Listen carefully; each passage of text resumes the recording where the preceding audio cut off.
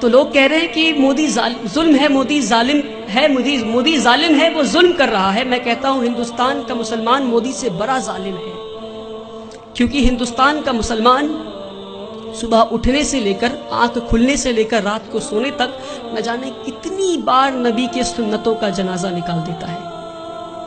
ہمارے نبی اپنے صحاباؤں کے ساتھ ایک بار گزر رہے تھے راستے سے، راستے میں انہیں ایک پتھر دکھا، نبی وہ پتھر کو پکڑتے ہیں اور راستے کے کنارے میں پھینک دیتے ہیں اور کہتے ہیں اپنے صحاباؤں سے کہ اگر تمہیں راستے میں کوئی رکاوٹ دکھے تو تم اسے ہٹا دو تاکہ تمہارے بعد جو آئے اسے پریشانی نہ ہو۔ تو صحاباؤں نے اس بات پہ اتنا عمل کیا کہ کئی سالوں کے بعد ایک یہودی کا گروپ اس راستے سے گزر رہا تھا، اسی راستے سے، اور راستے میں ایک پتھر گرا ہوا دیکھتا ہے تو پتھر کو دیکھ کر بولتا ہے کہ شاید اس راستے سے مسلمان نہیں گزرا۔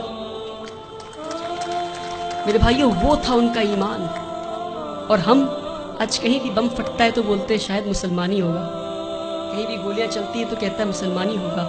یہ نہیں کہہ رہا ہوں کہ مسلمان ہوگا، اپنے اندر جھانک کر دیکھیں کہیں اللہ کا عذاب تو نہیں آیا ہم پہ، کہیں اللہ تو ناراض نہیں ہم سے۔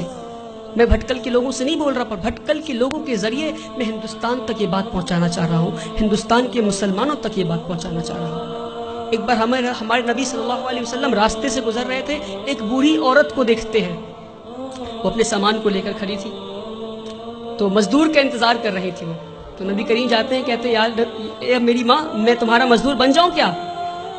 وہ پورے کائنات کے سردار مزدور بننے کو تیار ہو گئے، اور آج ہم اگر کوئی جوتا پلٹ رہا ہوتا ہے تو اسے سیدھا نہیں کر سکتے۔ یہ ہمارے مسلمانوں کی آج وہ عقر ہے، پتہ نہیں کس بات کی عقر میں جی رہے ہیں، جس کی امت اس بات کی عقر میں جی رہی ہے، اس کا رسول دوسروں کی مزدوری کرنے کو تیار ہو گیا تھا۔ کہتے ہیں اے ماں جی میں مزدور بن جاؤں تمہارا؟ ماں جی کہتی ٹھیک ہے، وہ بوڑھی عورت کہتی ٹھیک ہے، تو مجھے مکہ کے باہر چھوڑ دو۔ نبی کریم اس بوڑھی عورت کو مکہ کے باہر چھوڑنے جاتے ہیں، راستے میں بوڑھی عورت کہتی کوئی محمد آیا ہے، کوئی جادوگر ہے، اور گالیاں دینے لگتی محمد صلی اللہ علیہ وسلم کو۔ نبی کریم پیار سے شانتی سے مسکراتے ہوئے ان کی بات سنتے ہیں، مکہ کے باہر لے جا کر چھوڑ دیتے ہیں۔ اور جب واپس ہو رہے ہوتے ہیں تو بوڑھی عورت پوچھتی ہے ارے بیٹا تو نے میری مزدوری کی ہے، مزدوری تو لے جا۔ کہتے نہیں رہنے دو ماں۔ تو کہتے اچھا اپنا نام تو بتا جا۔ تو کہتے میرا نام محمد ہے، وہی محمد جسے تو گالی دے رہی تھی۔ میرے پیارے بھائیوں، ہم اس نبی کی امت ہے، اس بات کو نہ بھولیں۔ ہمارے نبی سے زیادہ بڑا مثال سیکولرزم کا اس دنیا میں نہیں ہے، جس نے مزدوری کی اس غیر قوم عورت کی جو ان کو گالیاں دے رہی تھی، مسکراتے ہوئے اس کا کام کر دیا۔ اس نبی کی امت ہے ہم۔ جب طائف میں گئے تو انہیں اتنی پتھر ماری گئی کہ ان کا جوتا مبارک خون سے بھر گیا۔ تو جبرائیل امین نیچے آتے ہیں اور کہتے ہیں کہ اے نبی آپ کہیے تو ہم طائف ایک ویلی میں تھا، تو دو پہاڑ کے بیچ میں طائف والے لوگوں کو ہم کچل دیں گے۔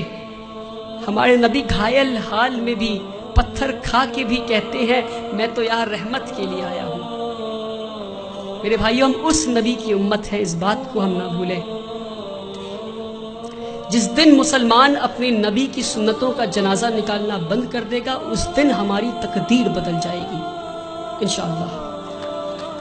اللہ تعالی ہندوستان اور اہل ہندوستان کے دلوں میں اسلام کے لیے عزت اور مسلمانوں کے لیے پیار بخشے۔ اللہ تعالی اس دیش میں امن اور شانتی قائم کرے۔ وآخر الدعوانا والحمدللہ۔